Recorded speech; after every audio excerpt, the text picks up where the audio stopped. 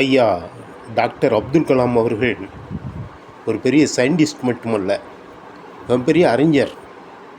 எல்லோரிடமும் எளிமையாக பழகக்கூடியவர், அத்தனை பேரிடம் அன்பு காட்டக்கூடியவர், மிகவும் எளிமையான தலைவர். அதாவது தனக்கு கிடைக்கின்ற தானாக வருகின்ற வருமானத்தை விட கூடுதலாக எப்படி பணம் அடிக்கலாம் என்று இருக்கின்ற இந்த உலகத்திலே தனக்கு கிடைக்கின்ற சலுகைகளை கூட கைவிட்டு விட்டு இந்த நாட்டுக்காக, மக்களுக்காக, நமக்கு போதும் இந்த எளிமை என்பது போலவே வாழ்ந்தவர்.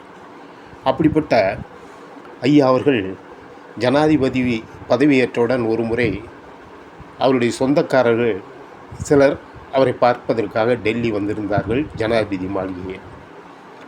அப்பொழுது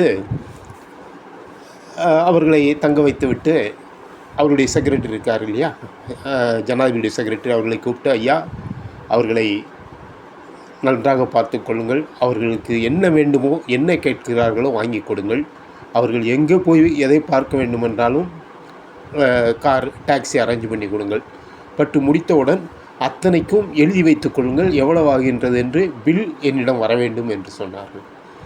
உடனே செக்ரட்டரி சொன்னார், மிஸ்டர் ஜனாதிபதி அவர்களே, அவர்களுக்கு இதெல்லாம் எலிஜிபிலிட்டி, நீங்கள் தேவையில்லாமல் எதற்கு இதெல்லாம் செலவு பண்ணுகிறீர்கள், வேண்டாம். ஒரு ஜனாதிபதிக்கு அவர்களுடைய சொந்தக்காரர்கள் வந்தால் அவர்களுக்கு இந்த சலுகைகள்லாம் உண்டு என்று எடுத்து கூறினார்கள். இருந்தாலும் ஐயா அப்துல் கலாம் அவர்கள், இல்லை அது எனக்கு என்னமோ சரியாக படலை, என் மனசாட்சி ஒருத்தது, ஆகவே அவர்கள் எல்லாம் செய்யுங்கள், பட் எவ்வளவு வருகிறதோ அதை கொடுங்கள் என்று சொன்னார்கள். அவர் தலையில் அடித்து கொண்டு போனார். இப்படி ஒரு மனிதர் நாட்டில் இருக்கிறார் என்று போய்விட்டார். அப்பொழுது அவர்கள் வந்த ஊருக்கு திரும்பும்போது அவர்களுக்கான செலவு, அப்போது அவர் இருந்த காலத்தில் 3,70,000 ரூபாய், 3,70,000 பில்லாக அவர் கையில் கொடுத்தார். அதை தனது சொந்த, அதாவது அவருக்கு கிடைக்கின்ற சம்பளத்திலிருந்து கவர்மெண்ட்டுக்கு அது செலுத்தினார். நமக்கு இதை படிக்கும்போது கண்ணீர் வந்தது, எப்படியும் மனிதர் இருக்கிறார்களே என்று. நாங்கள்லாம் ஆஃபீஸில் வேலை செய்யும் பொழுது நமக்கு எலிஜிபிலிட்டிஸ் எல்லாம் இது உண்டு, ஃபர்ஸ்ட் கிளாஸில் போகலாம், ஃப்ளைட்டில் போகலான்னு.